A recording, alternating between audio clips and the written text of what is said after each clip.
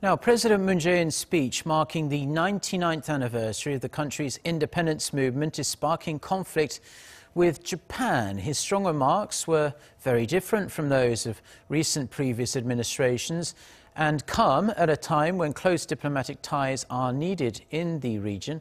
Park Hee-jun with the details.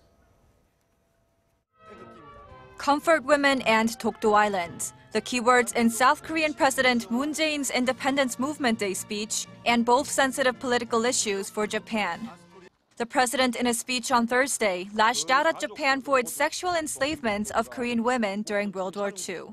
전쟁 시기에 있었던 반인륜적 인권 범죄 행위는 끝났다는 말로 덮어지지 않습니다. 일본은 인류 보편의 양심으로 역사의 진실과 정의를 마주할 수 있어야 합니다. He also addressed the Dokdo Island dispute, an issue which President Moon himself ordered to be included in the speech. It was the first mention of the island in an Independence Movement Day speech in 11 years since former President Roh Moo-hyun brought up the issue in 2006.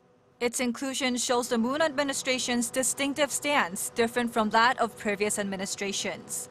The president said that Japan refusing to acknowledge that the island is part of Korean territory is the same as rejecting its history of invasion.